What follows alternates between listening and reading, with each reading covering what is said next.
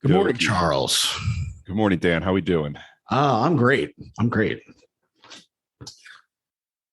What how was your week? How was your weekend? Weekend was good. I returned from my vacation, my mini vacation to Chicago on Saturday night late, and it was an eventful trip. Got to see a lot of the tourist spots. Got to go to the museums I wanted to visit the most. The Lincoln Park Zoo was amazing. Saw a ton of cool animals there, and then got off my flight around 10 o'clock Saturday night and went straight to a bar to meet you and, and some of our friends. I was impressed. That was your trips are usually a pretty aggressive schedule. I mean, much more aggressive than I'd ever, I'd ever embark on. And so the fact that you even, decided to meet us out, was impressive. So it was great, Yeah, it's good seeing you guys and hammering a couple of club sodas and then making the drive home and passing out. Hey, it's more than I would have done. I would have been like, sorry, no way.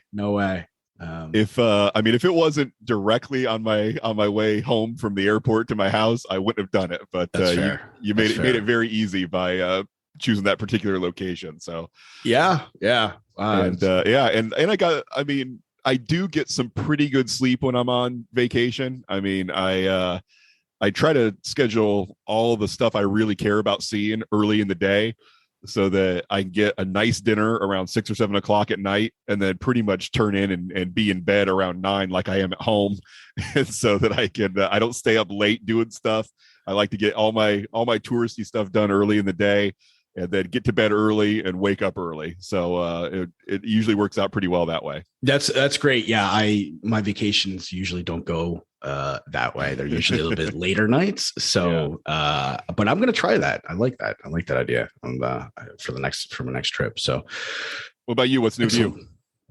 So I actually am super excited about the hot tub you talked me into purchasing. So am I. Yeah. It came in earlier than expected, and I was able to get the water and the chemicals balanced a little bit earlier and easier than I expected. I thought it was really going to just be kind of like this, kiddie pool I wasn't going to use. For everybody out there, it's an inflatable hot tub. Yes. And this podcast is brought to you by Coleman Inflatable Hot Tubs. Oh, I wish. It was. Listen, I looked at the reviews on Amazon, and after talking to you about it, and you're like, you can use it after workouts. I'm like, I'm not gonna use it. You're like after workouts. I just used it the other day after a workout, and it was fantastic. Only for 10 minutes. Yeah. And I hadn't been using my pool at all, and that, like I mentioned to you at the bar. I'm using my pool now to do, like a hot cold therapy kind of thing. And I'll hop in and go back and forth. And now I'm actually, by purchasing a $600 hot tub, I'm actually using my pool again. And it's fantastic. And I love it. And so I owe that to you. So the affiliate commission should go to you for that. I'm glad that you're enjoying it. The only thing I like more than buying new gadgets is talking to other people into buying new gadgets. So it's a good time. I had one at my last place and I enjoyed it. I used the heck out of it, and I encourage everybody to consider buying an inflatable hot tub off of Amazon because they are awesome. And the Coleman is quality. The instructions were a nightmare to kind of set up. So definitely look on YouTube for some of the connections, because some of the parts weren't like in place where they should have been based on but last, I bought a bunch of accessories for the hot tub. So I have a little bamboo, a waterproof bamboo mat to go from the bathroom out to the hot tub, and nice. Bought a champagne cooling table that basically it elevates up, and underneath you put the ice, you put the champagne in it. Awesome. On top, you could put the, your glasses. However, yesterday I threw my iPad on there to watch the final bit of Succession before starting the new one. Nice. As I sat in the hot tub, and I was like, this is the life for sure. So I really enjoyed it. Let me tell you, man, I love finding ways to spend not too much money and increase quality of life. That's one of my favorite things to do. And yeah, if logistically it makes sense for you, put a stinking inflatable hot tub outside of your house. I'm telling you, man, it'll make your life better. Just not on a deck. That much money. Just not on a deck. I was talking to my dad about it, and he's got a real hot tub on his deck, and he's had a number of problems with it. He said he spent like $1,600 just to fix a leak and some jets, or whatever. I spent like a third of that on mine, and so he's like, oh, maybe I'll just, if this doesn't work, if it's if I can't get it fixed, I'll just put a inflatable one on the deck. And I was looking at it, and the thing is 2,000 pounds. So make sure you don't put it on a deck, put it on some sort of ground. I don't think a deck's gonna be able to hold that thing, but maybe not. I would say seems heavy for just it is heavy, deck. but you could probably, for not much money, get a carpenter to throw in some 4x4s under your deck and reinforce that part of it. And certainly for less money than you're talking about, it would cost him to fix. Oh, for sure. Just reinforce it a little bit. It's I mean, those decks have to be made to hold quite a few people for parties and stuff. And thanks to America's obesity epidemic, the code has probably gotten even more stringent. So it's possible you could have no problem. And that's fair. That's fair.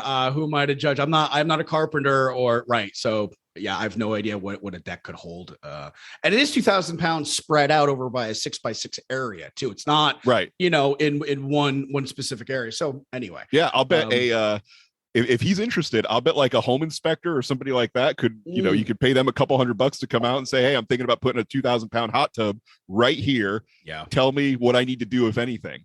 And the key would be to hire, not the guy whose job it would be to actually enforce the deck. Hire somebody else to give you an opinion on whether you need it in the first place. And I'll bet the answer would be no. He'd probably be fine as he is. Yeah. Yeah. Cool. Well, I'm glad you're enjoying it. I look forward to enjoying it myself when I come over in the near future. Yeah. Yeah. It's open for business. So, excellent. Yeah. Yeah. So I think enough about my exciting hot tub stories. All right. Maybe we should get into the back end of the book a little bit. Yes. So we're due to cover chapter 2 of No More Mr. Nice Guy. And this is where we start getting into the nitty gritty. We go a little deeper on the definition of what a nice guy is and how nice guys are made. And then starting with chapter 3, we'll get into you've bought into the idea that you're a nice guy and that you've got some characteristics that may be worth changing. And we'll get into next week how we start that process. So, but for chapter 2, let's talk about the making of a nice guy. So Dr. Glover closes chapter 1 and opens chapter 2 with a question, which is, why would it seem rational for a person to try to eliminate or hide certain things about himself and try to become something different unless there was a compelling reason for him to do so? And then he follows that up with the question, why do people try to change who they really are in any circumstance? And I think the answer is fairly obvious, that you only try to change the core of who you are if you feel like you have to, because it's hard to do. Whether you're doing it because you're giving into nice guy tendencies or you're doing it to get out of nice guy tendencies, the only reason you make those changes is because you feel like, okay, my continued survival or my chances to have a fulfilling life are being limited by the way that I currently am. So I have to try being another way. And so for this chapter, we're going to focus on those decisions made by little boys, basically, who say, okay, I'm worried that the way that I normally am isn't good enough. So I have to change them if I want to survive or have, any kind of a happy or fulfilling life. Yeah. And as you can imagine, those decisions, those choices made by 3, 4, 5-year-old boys probably aren't very well informed and probably aren't coming from a place of good information, right? Absolutely. And he talks about basically, and this is interesting, is he calls this section of the book Child Development 101, not Men's Development 101. So right. that really kind of made me realize, wow, this is something that everybody needs to deal with, not just men, at some level that has to, we have to deal with, and some people are able to kind of overcome and deal with it better than others. And I think that can be seen based on our experiences down the road. People are going to have slightly different things that either promote those issues that we all develop, or kind of help get rid of them. And he talks about, and I just wanted to talk about kind of go an overview of the child development 101 area. Some of the things that are really universal across all people here are that when, unlike most, animals, all children are pretty much helpless until they're about 5 years old. Right. We are completely dependent on our parents. And one of our greatest fears as a child is abandonment. The other thing to think about too is that we have no, we really ego-centered. We have no concept that there's anything in the world that isn't about us, right? Yeah. And because we're completely dependent, we also believe that we're the cause of everything that happens to us. So we have no idea if our parents are having a bad day or a temporary, meltdown or whatever, and they kind of lash out at us temporarily. We take that as, hey, that was something that we caused, right? Yeah. All of that, in and of itself, right there, causes us to go, wait a minute, our very survival is is at stake here. So we need to do something about this, right? Yeah, I was thinking about, you and I both have a background in computers and software, and in terms of our development, basically our operating system for our whole life is written from birth to 5 years old, right? And you're pretty much stuck with that operating system. And, hopefully if your family is able to meet your needs in a way that is constructive and quick and healthy, then you'll get the necessary updates and patches as they come out that will make your operating system, as secure and functional as it can be. But sometimes we don't get those. So we're stuck with that operating system that a 5-year-old Dan or Charles wrote for himself. And it may not be applicable for the applications that we're trying to run in our mid-40s. Oh yeah. I've tried to run some Windows 10 programs on my Windows 7 PC, and it won't even let me install it, or even download it. Right. Exactly. So it's like, holy cow. Yeah. That's a great analogy. It's a great analogy. I love it. And the other thing is, these abandonment issues that we experience as kids, they don't have to be super harmful. They don't have to be just brutal cases of abuse or neglect. I was thinking about the other day, there are times when I will go to bed at night and I just forgot to eat dinner. And then I wake up in the morning with a grumbling stomach, feeling kind of hungry, right? Mm-hmm. If that same thing happens to you when you're 1 or 2 years old, where your parents forget to feed you just for a few hours and you fall asleep without eating, that can trigger feelings of abandonment that will impact you for the rest of your life.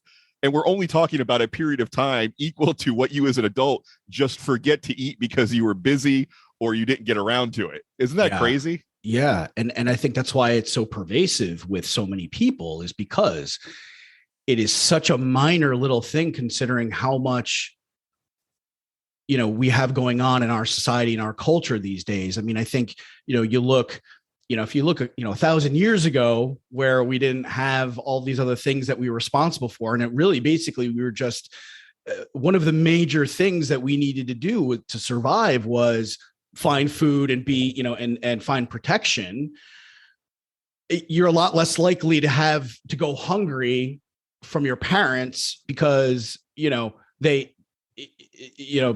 they're not distracted with doing something, or, right. They're less likely to be pulled away from something. That's one of the few things you have on your to-do list is eat and sleep. Right. Now there's so much going on that where you're dealing with that every little thing can there's so many things that can fall through the cracks that realistically isn't a big deal, but as a child, like you said, is huge. Right. And so, I mean, keeping with this example of, say, your parents forget to feed you dinner because they're dealing with the chaos of their own life or their work situation or whatever. As a kid, then you take complete ownership of that instance, like you said, because we're completely dependent and we're completely ego-centered. That we need everyone, or we need the people around us for everything that we need, and we also assume that what we don't get is completely our fault. So then that one time that they forget to feed us dinner, we take complete ownership of that, and that triggers this toxic shame where we tell ourselves a story of, well, I guess I'm just not worthy of being fed. I guess I'm so bad, I'm so terrible, I'm so unlovable that it's completely my fault that my parents chose I wasn't worth feeding. I'm going to kind of rephrase that and basically say, because I wasn't worth feeding or paying attention to, I am a bad person, right? Not fair enough, yeah. Right. And then obviously, yeah, then it kind of cycles from there, because you believe you're a bad person. Right. And then it translates into, I don't deserve these things. Right. Yeah. So either way you frame the cause and effect of it, it's an untrue narrative that we're telling ourselves. Exactly. So yeah, we get stuck with this story in our head. We tell ourselves a story that is neither accurate nor helpful for our future mental health. And that's just a thing that kids do. And when little boys do it, we can see it then grow into this nice guy paradigm / roadmap / operating system that we get stuck with for the rest of our life, and then have to deal with the consequences of feeling those feelings. Right. Yeah. Let me see. There was another point. Oh, the two ways that this can sort of come out as adult men. I like the distinction that Dr. Glover makes between the two kinds of nice guys, the I'm so bad nice guy and the I'm so good nice guy, which both of these types have the same core belief. Okay. The I'm so bad nice guy, he tells himself consciously or unconsciously, I'm so bad, I'm so unworthy that I have to always pretend to be perfect. So he kind of embraces this toxic shame and says, okay, this is who I am. I am so unworthy that I have to build this facade so that people can love and appreciate the facade, because the real me is so worthless that if they see that, I've got no chance of being loved or appreciated. Right. Yeah. And with that guy, he is aware of the things in his past and is judging them as what makes him bad. So he's aware that maybe he used to steal and he did, he lashed out, and, maybe he was a troublemaker, and, he would get into fights. Maybe he was abused, from his family in some way. But with this guy, he is aware of those things, and he's basically saying, because of those things, he is a bad person. Right. And the interesting thing to note about this guy and those experiences, the experiences he went through and the things that, the quote unquote bad things he chose to do may be completely the same as the things that every boy does or adolescent does growing up. It's just the story he's telling himself about those things that is different, and that makes him the I'm so bad version of the nice guy. Right. Exactly. And then, so the other type is the I'm so good nice guy, and he tells himself how good he is. But it results in the same pressure of he always has to pretend to be perfect, because he's sealed away and compartmentalized his toxic shame. He tells himself and everyone around him how good he is. And so he can't possibly confront or realize that he has a dark side, and what the consequences of authentically looking at that dark side could lead him down a road where he has to actually confront his toxic shame, and he's unwilling to do that. Right. And I think that stems from things that are not quite as obvious. Maybe he wasn't, he didn't steal and wasn't obviously like physically abused and things like that. But he was put in situations where he needed to feel like he couldn't make a mistake, right? Because mom wouldn't be happy, unless he got straight A's, kind of thing, right? And basically, he doesn't, cause any problems. Maybe he's, firstborn, and, his brother and sister have a lot of needs, and they're, it's stressing mom out. So you end up kind of taking a role of an additional parent for them. Right. So then you're kind of looked at as you're put on a pedestal, and people are, you feel like you have this need to always be perfect and do the right thing and care for others. And you start to associate with, you receiving love and affection and attention, and by being perfect, by not causing any kind of problems. Right. And so because of that, you now are adopting this nice guy, perfect, nice guy type of attitude. Whereas, and it's not like you've been abused and you recognize that. But in both cases, the message is, I'm not okay being just who I am. Right. I need to be something different, whether it is, being a bad nice guy or a good nice guy. I need to be something different than who I really am. And if I'm not, the consequences of that are dire.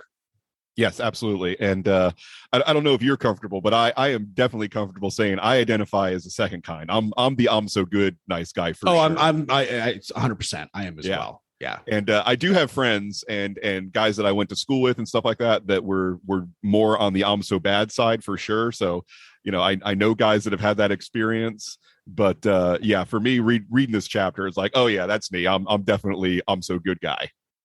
And the other thing I'm thinking about, I'm looking back at my past too, is, I tended to gravitate towards having friends who are also, kind of I'm so good, nice guys. And so it wasn't just my experiences that I learned from or it molded me to becoming a nice guy. It was seeing and hearing my friends going through their own experiences where they needed to be, super responsible or super perfect or get perfect good grades.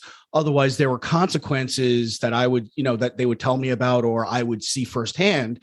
Yeah. And that affected me as well. So it's interesting that I just kind of had that thought right now, actually, was, wow, it's not just my experiences that started to mold me in that direction. It was from people around me. And then in order for me to continue to want to be friends with them and maintain that relationship, I would then feel obligated to kind of support them in whatever they were trying to do and change me to be more like them in order to have that friendship. So it really, it's just, really, a vicious cycle.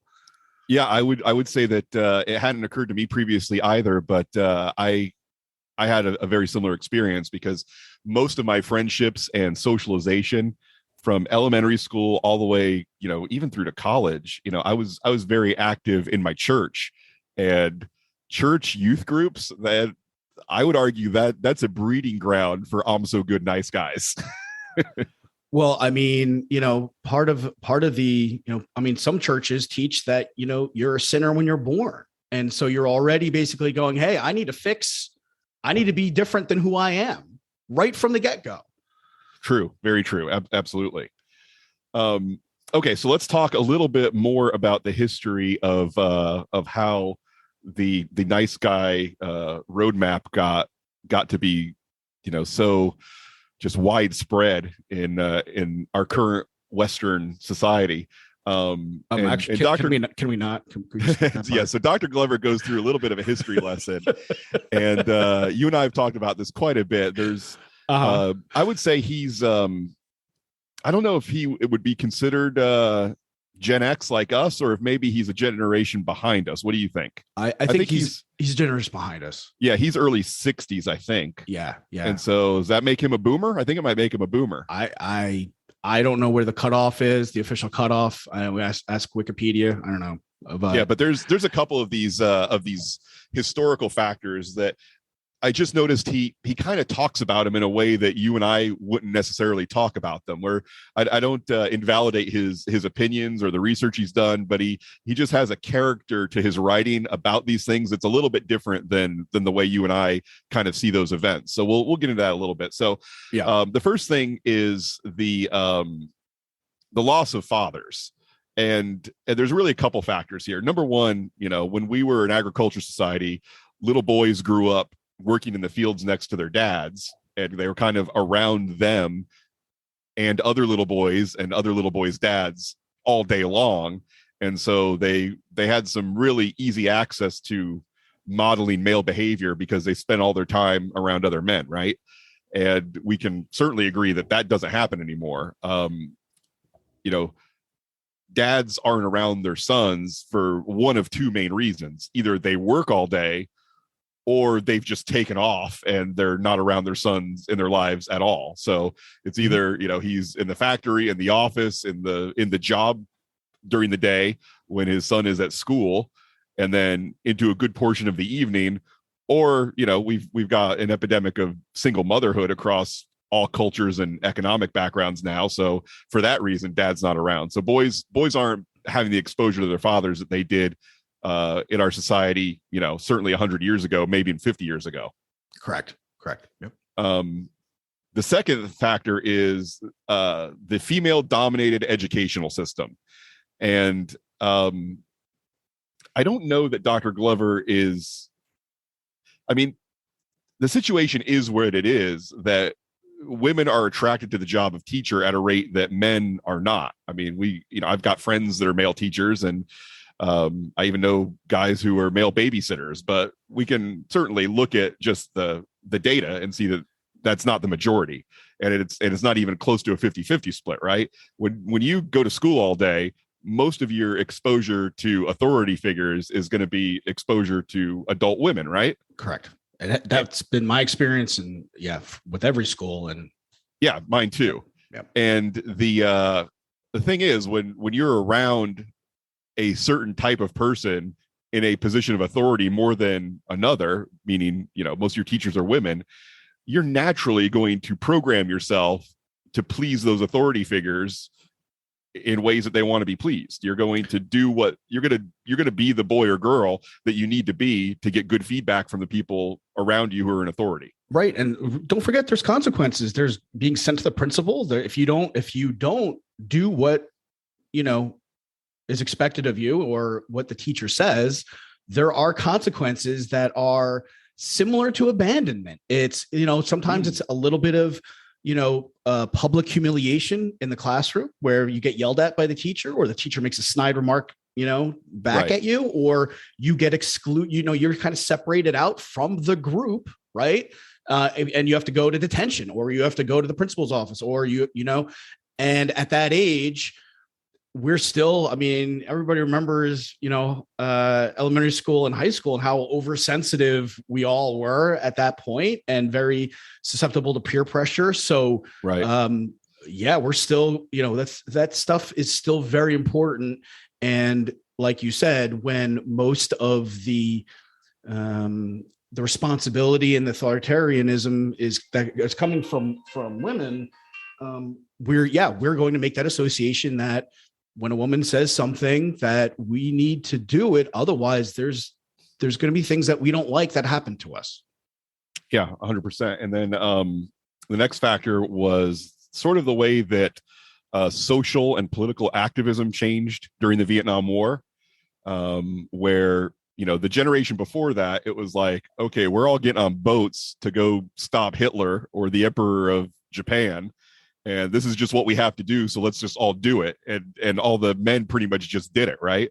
And then in Vietnam, a lot of guys were like, well, hold your horses here. I'm not sure I'm on board with hopping on a plane and going to Southeast Asia to kill a bunch of people I never met and don't really know what it is exactly that they're about. Yeah. Or what that war was about. It wasn't clear, right? Well, And that's the thing. I think I've talked to some older guys that were veterans in World War II or Korea, and then fought in Vietnam. And there is kind of an idea that men who protested the Vietnam War did so because they were soft. And while I'm sure that, you get a big enough sample, and sure, that's going to be, some of them just didn't want to go get shot at, which I can certainly understand that. But I think there were also some of them that were like, no, I would literally rather tell my government I object to this war and go spend the war in prison than go kill some people in a war that I don't believe is justified. And also, you're a lot less likely to die in prison than you are on the battle lines. And I mean, people value their lives. And it's different if, we were being invaded, you're defending your house, I mean, you're not being attacked. We weren't being attacked. Right. And so I do believe that I have to believe that some of the men who objected to the Vietnam War and objected to fighting in it would have said, okay, if you're sending me, over to Germany to kill Nazis because of what they're doing in Europe, then sign me up. I'm going. But what is going on in Vietnam right now, I'm not willing to go over there. Yeah. And the other thing too is they're, seeing the other previous generation fight in that world war, coming back with PTSD, coming back with problems, coming back, not being the same person that they were before they left. I'm sure that played as a factor as well in terms of, hey, look, this is not just I'm going to the grocery store and coming back and it's done kind of thing. And it was never like a 2-week commitment. I mean, it was 6 months, a year. I don't know how long these things were, were. And so, and then the other thing too is having a draft. I mean, was there, and correct me wrong, but was there a draft for any of the world wars? Did we have a draft for that? World War II definitely had a draft. Okay. All right. Yeah. Okay. And then Vietnam did as well. And I mean, well, that's what I was going to say. It was like, the fact that the government is like forcing you to do this, it's kind of like, if it really was right, people would be signing up. If this was really something that needed to be done, I believe people would be, you really would need a draft, Yeah, I mean, politically and morally, I've got problems with conscripting, military service in almost every case. But sure. Yeah, the idea that, I think you have a nation of better citizens when those citizens are willing to say, here's what I'm willing to, kill people and die for, and here's what I'm not.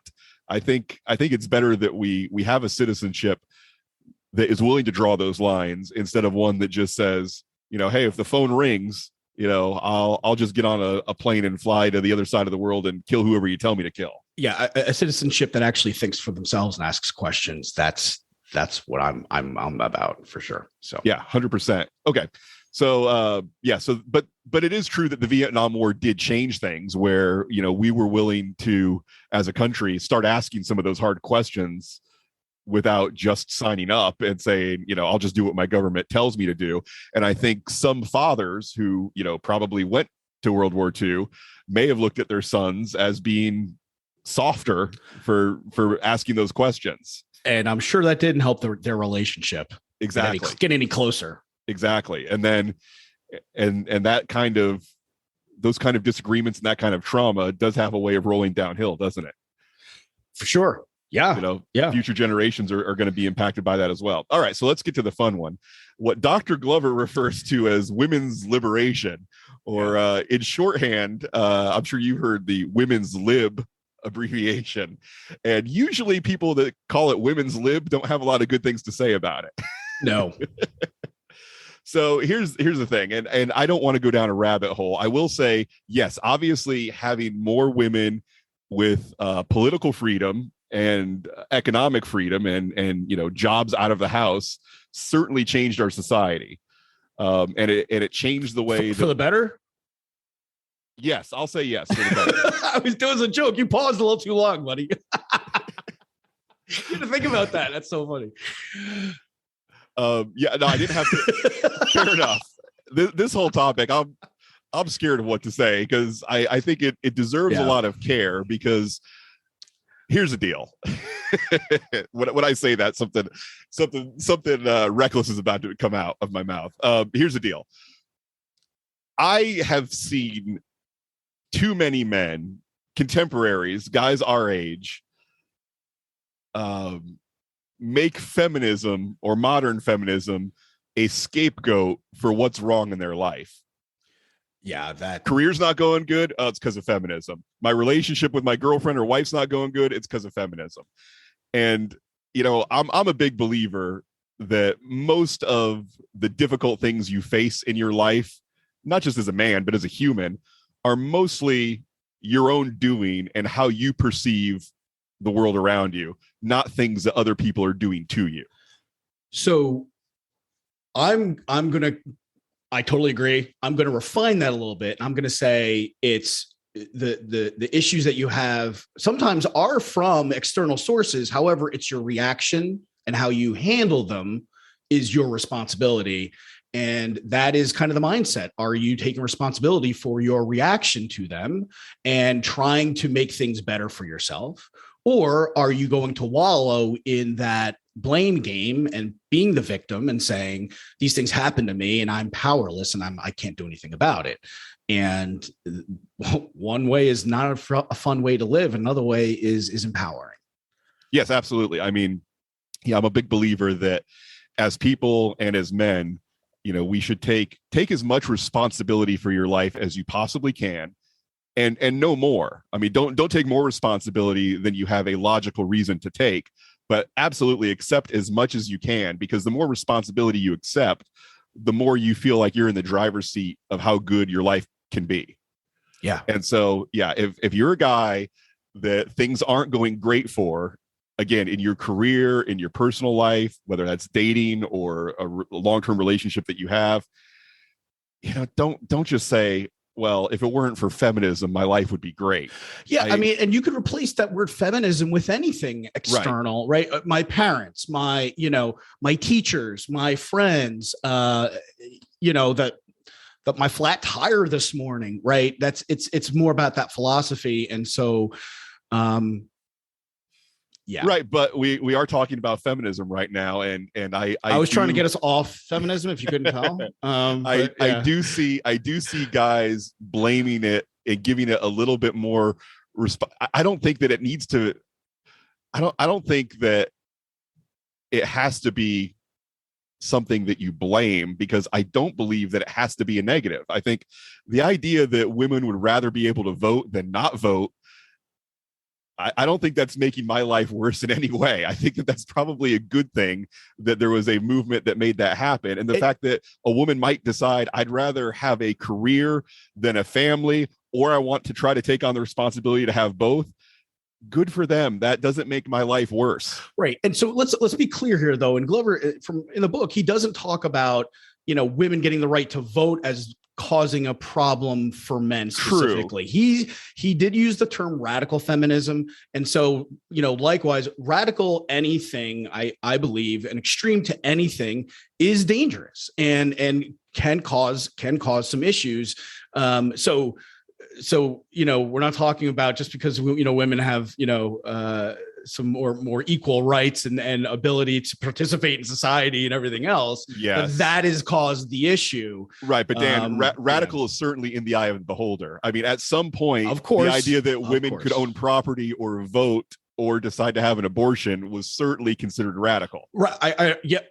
That's fair. That's fair. So I guess, but he does not in the book specifically say, hey, it's because they're able to make a choice about their bodies. They're able to, right. And again, that's not what he's getting at. And I'm not disagreeing with what he's saying necessarily. Like I said at the beginning, I just, some of his language does seem a little bit throwbacky to, an era when we talked about feminism or the advancement of women's rights in a different way than we do now. And I'm okay with the way we talk about it now. And we may 10 years from now, we may talk about it in a way that's different from the way we talk about it today.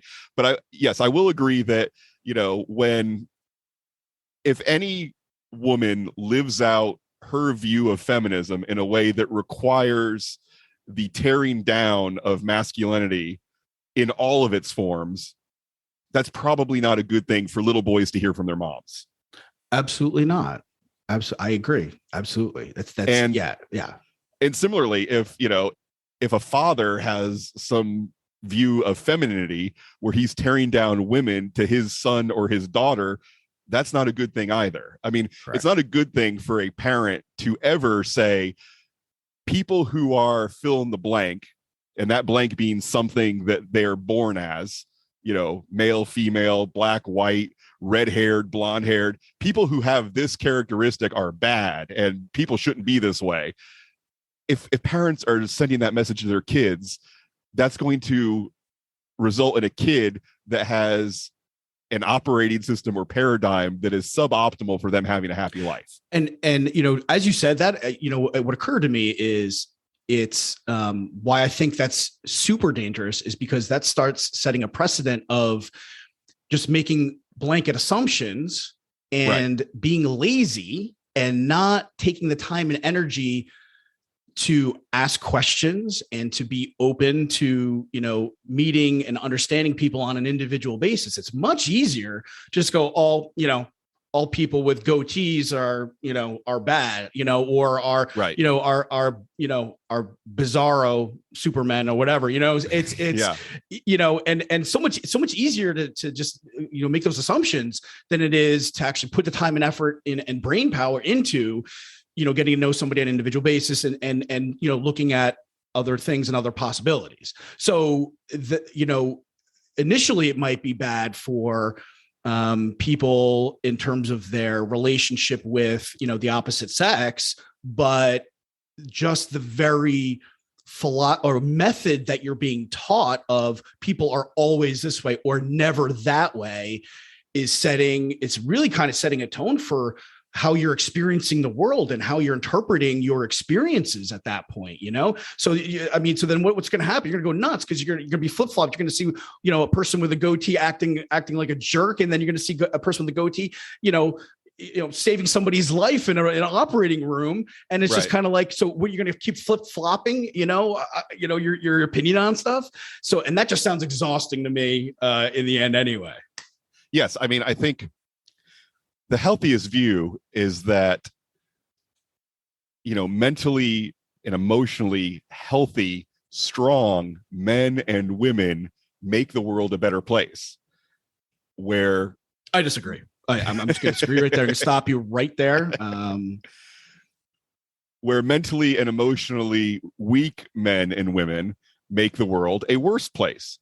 And because for most of human history, men have been in charge of our societies, then mentally weak and emotionally weak men have done most of the damage in human history. Yeah.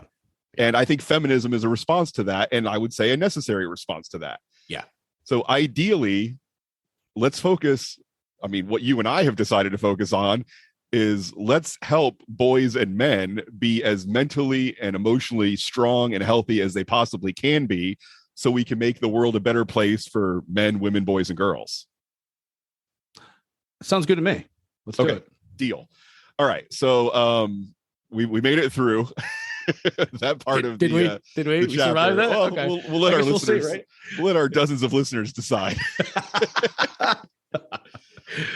Okay, then Dr. Glover closes out the chapter going down the list of the habits of highly ineffective men, and I want to just read that list, and feel free to jump in and we'll react to it as we see fit. So the habits of highly ineffective men are seeking the approval of others. Feelings of approval from other people is great. It feels nice, but structuring a life of seeking that and making decisions based on getting that approval is just a dead end, because you'll waste your whole life just trying to get other people to tell you they approve of you. Yeah, can't please all the people all the time. No, and if you try, you'll end up pleasing nobody, including yourself, all of the time. Right. Trying to hide their perceived flaws and mistakes. And cover-ups, whether they happen at the government level or they happen at the individual level, are always a recipe for disaster. Putting other people's needs and wants before their own. And again, the perfect analogy that you and I have used on multiple occasions is you got to secure your own face mask before you help the person sitting next to you. Sacrificing your personal power and playing the role of a victim. And look, I mean, everybody in their life has bad things that happen to them. And so everybody is a victim of some form or another.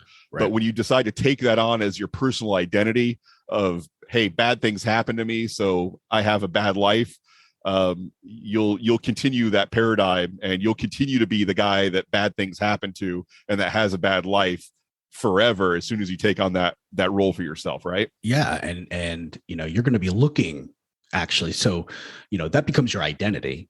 And then the way you interpret the world and the way you interact with the world is based on your identity. So you are naturally going to be looking for things that make you a victim, because that's where you're comfortable. You don't want to rock your subconscious identity.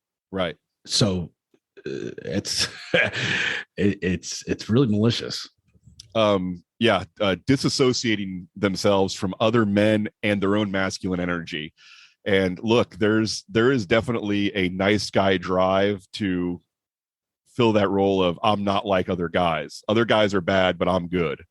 And I've certainly, done this. I like to think I'm doing it less now than I did when I was younger. But yeah, there's definitely a temptation to sell yourself to other people, predominantly women, of, oh, you don't have to worry about me like you have to worry about all those other guys. And as a result, how can you foster deep relationships with other men if you're suspicious of them and using their badness as a selling point for yourself to other people? Right. And then are you really giving women what they truly want? Right. So, by being, basically another girlfriend, right, in terms of, being their buddy and everything else like that. I mean, yeah, that's nice. But in the end, if you want to be have a healthy heterosexual relationship with a woman, and there needs to be really, you need to be a man and be different, at least in some respects, from a woman. Right. Yeah, no, I think at its core, I think it is creepy behavior to put your arm around a woman and say, don't worry, sweetie, it's me and you against all these bad guys of the world. Yeah. And look, certainly when I was younger, I was guilty of that kind of behavior because I thought it was the right way to be. And I'm happy to say that at least that part of my recovery is over. I'm done with that. I'm not gonna turn back to that kind of behavior. Right. But that does go into co-creating relationships that are less than satisfying. So, when you do decide to take on that role of, a harmless best friend, you're not going to get the relationship out of a woman, or even, other things that you could do in your long-term relationships with women that are, living out these nice guy behaviors. It's not going to be as satisfying for you or for her as it could be. Correct. Yep. Creating situations in which they do not have very much good sex. And I like that Dr. Glover says very much good sex. So he's addressing both the frequency and the quality, right? And right, I think, I mean, for most guys I know, they would like both a high frequency and a high quality of sex. And this, nice guy, people pleasing behavior does not lead to either. And, I think women also, when they're healthy, a healthy woman who's, they're also going to want sex frequently and want it to be good. I think, that's, anything else. I mean, barring a specific health problem, there is some conditioning, I think, in society that, women don't enjoy sex as much as men. And maybe they'll enjoy the quality or frequency that they're currently receiving. But I mean, in my experience, healthy women enjoy healthy sex. The coach that I'm working with for diet and exercise, he had a great statement. I don't know if it was his, but he said basically a healthy human is happy, horny, and hungry. Yeah. That's when, you know, your hormones are on point. That's when you're eating well, and you're exercising well, and you've got a low stress lifestyle.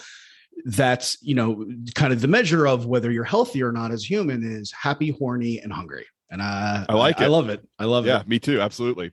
And then finally, the last ineffective behavior, men, nice guys, fail to live up to their full potential. And I think we can say this is true across the board, personally, professionally. The idea that if you're overly concerned with saying the right thing and doing the right thing, and I say right in quotes, right? If that is your main concern all the time, saying and doing what you think is the right thing that people want to see and hear, then you are not going to live up to your full potential, because you're going to be constantly walking on eggshells, worried about people getting mad at you or being disappointed in you. And again, one of the biggest lessons I've got from this book is people don't want perfect, they want real. Yeah. And the only way to be I really believe the only way to be real is to be able to focus a little bit more time on yourself, so you know what is real for you, right? If you're too busy, you know, trying to do things for other people all the time, or please other people, I should say, then, you know, you only have a certain amount of time in the day to think, feel, and do things. And so you're then ignoring what is real for you. And then you've got no way to kind of present that. Yeah. Because you haven't spent any time on it. And I think a hugely important way that you can make that determination of, okay, who am I really? What do I really want out of life? Is, well, two things really that I found valuable for me. Have a good relationship with a good therapist that you can talk to on a regular basis and work those things out. And also have deep friendships with other men specifically, where you can spend your time with them, both having fun, joking, laughing, as well as talking about deep things without a feeling of, I've got to say the right thing to them about what I want in life. Otherwise, they're going to judge me for it. So those two relationships are, I mean, right now, since I'm single, those are the most important relationships I have. My relationships with other men and my relationship with my therapist. Now, I'm going to add to this, is maybe not the top two most important things, but something that you're really great at doing and you do frequently, which is spending time by yourself and taking some trips. Fair enough. And doing things for yourself, by yourself, so that you can really figure out, hey, what do I want to do? What do I like? And gives you more time to kind of, you know, to be in your own thoughts and think about those things. And something that I'm going to start, you know, doing a little bit more of as well. You've been an inspiration to me to do that. I may not be sleeping in hostels and going as, you know, and burning the midnight oil quite as much as you do, but I think that's really important in terms of, like I said, spending that time figuring out who you are, what you want, what is real for you. And then you can then bring that to your other experiences, your other relationships. Yeah. Whether that's work, romantic, you know, friends, family. Yeah, for sure. I agree. I think spending time alone, or, you know, not necessarily completely alone, not in a cabin in the middle of the woods, but, you know, time where you're doing what you want to do on your own schedule, without anybody else, you know, having to approve of it or coordinate with it. I did a little bit of that in my last relationship, but I don't think I did enough. Yeah, no, that's great. But you know, in all fairness, some people do like to spend a week in a cabin in the woods by themselves, fishing and stuff like that. So whatever is true for you, right? Just because you don't want to do it doesn't mean, you know, it's not great for other people. So, and no, I could certainly tolerate and enjoy a certain amount of that, but I don't think it just has to be that. I think, you know, like just going off to a city by yourself where you're doing the things you want to do alone. And yes, you're, you know, in a city of 1 million people, but you're there on your own agenda and on your own time. I think that could be considered alone time as well. Yeah. It doesn't have to be that long. I mean, you know, you're in and out some places, you know, 1 or 2 days, you know, weekend trips, you know, so even a day by yourself, you know, at the beach or whatever. Is fantastic. So, and I should say, I mean, I consider myself an extrovert, but I still am able to find value in those solo trips and solo experiences. They recharge my batteries in a different kind of way than, you know, going out and hanging out all night with my friends do. Yeah, the way I look at the introvert and extrovert scale too is certain I think it's a sliding scale, right? So nobody's all one or the other, and right. We're all going to need different points in time, time by ourselves to kind of recharge a little bit, and some people might need more or less than others. That's kind of how I look at it. So I stopped using the words. I stopped labeling myself extrovert or introvert because it really depends on, how much energy I've got during that day. So, I guess I just don't want to set people's expectations. Hey, well, you should be out partying all the time, or you should be out meeting us all the time. You're an extrovert, whatever, and that's not always the case. Yeah, I think, as I had it explained to me, we won't do a deep dive on introversion versus extroversion, but it really is, it's about what recharges your batteries. Correct. And yes, where you get the energy from, right? Yeah, and after that trip to Chicago, I stopped by to see you and Richard and Kurt because I felt like popping in and hanging out with you guys for an hour or two would recharge some of the batteries that I drained while I was running around Chicago. I'm sorry, I'm so disappointed for you. Well, it was that bad. It was. I liked the part where all four of us were showing each other some of our favorite dance moves in the crowded lounge. And you even got a round of applause from the lady standing behind us. I think that was a mercy applause, more like a Hey, like they always say, there's no such thing as bad press. That's fair. That's fair. I don't know if I believe that, but yeah. No, I definitely don't. But the sounds of hands clapping in a public venue are always good. That's fair. All right. Well, I think we covered chapter 2 in exhaustive detail. Yes, I'm exhausted. I'm pretty beat up as well. And so we'll stop there. And then okay, the good news for the folks listening is we've made all the you now know all the important definitions from this book, and what Dr. Glover believes goes into making a nice guy. Starting with the next episode, we're going to cover, okay, what if you want to turn some of these things around and you want to see some benefits of not being a nice guy, as Dr. Glover defines it, going forward in your life. So we'll start with some practical application, starting with our next episode, which is really where the meat and potatoes is, and I'm excited. Yeah, I'm excited for it too. I'm all about solutions. So I don't want to just dwell in problems. So I'm definitely excited for it. So, all right, great. All right. Well, have a good rest of the week, Charles. And I'll talk to you soon. Sounds good, Dan. You too. Thanks. Bye-bye.